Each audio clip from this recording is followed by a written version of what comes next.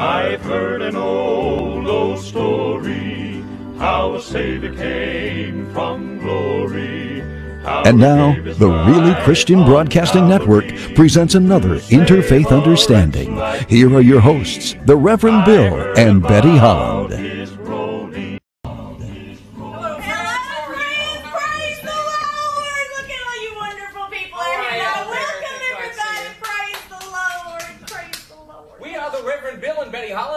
Tonight to let you know about a scourge that is sweeping America. That's right. I am, of course, talking about rock and roll music. That's right. Now I know what you're thinking. Well, I always know what you're thinking.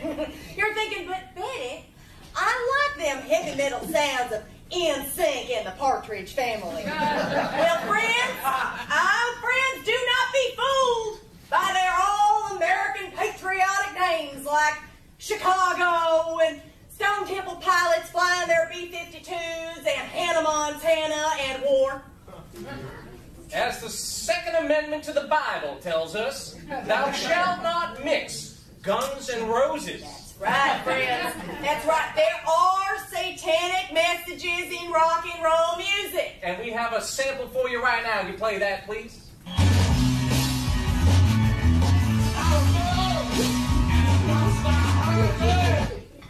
Now, as you know, you heard that song. That song very clearly stated, I was born on the brown side of a cow. And where do you find a lot of cows? Texas.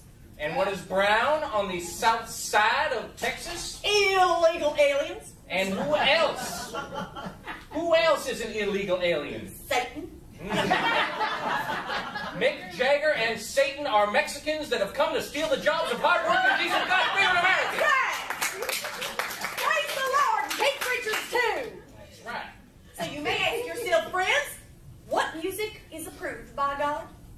Well, the theme from Seventh Heaven. Oh, I love that. And don't forget John Philip Sousa. Yes, except for his double-time marches. And, of course, it is fitting, proper, and patriotic to listen to the village people singing In the Navy. That's right. And let's not forget YMCA, Young Men's Christian Association. And unfortunately, there is little else that is approved by God. But there is hope. There is hope, friends. And that hope comes in the name of Kevin Federline. Now, you can laugh at Kevin Federline. No, you can laugh. Go ahead. That's right. But here is a man who had sex with Britney Spears back when people actually wanted to. That's right. Before she shaved her head and ran off with the Krishnas. Before I actually lusted after Britney. That's right. I did. Oh, no, he had lust Before she turned 18 and started getting a little puffy around the edges. And before she gave birth to those bobble-headed little babies that kind of stretched her private interiors every which way. That's right. Brittany, honey, you've lost your way, Brittany. You have, Brittany. All you need is a spanking. No more than 5 minutes, I promise. My safe word is rapture. So you may ask yourself, how is Kevin Federline going to rescue us from rock and roll? It is because Kevin Federline is a hero of the now generation. That's right, like Elizabeth Hasselbeck from The View and Jenna Bush. That's right.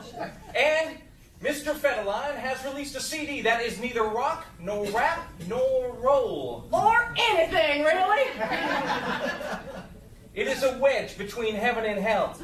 And like a wedgie from heaven, he can grab us by the loins and lift us up and cut off the blood supply to the nasty, tingly parts of the sinners. Right. Praise the Lord! Praise the Lord!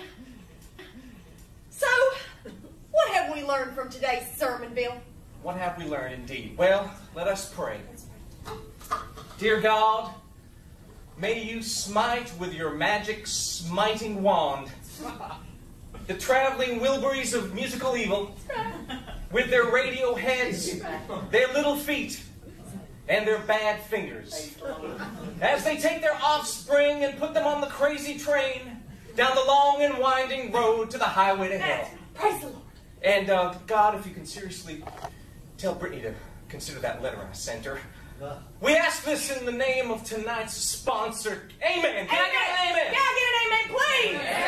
Praise Amen. the Lord. Praise the Lord. Betty, do you have any final wishes for the good people tonight? I do, friends. Friends, you are what you put between your ears. So for heaven's sake, keep your minds closed. This has been the Reverend Bill and Betty Holland saying good night and praise the Lord.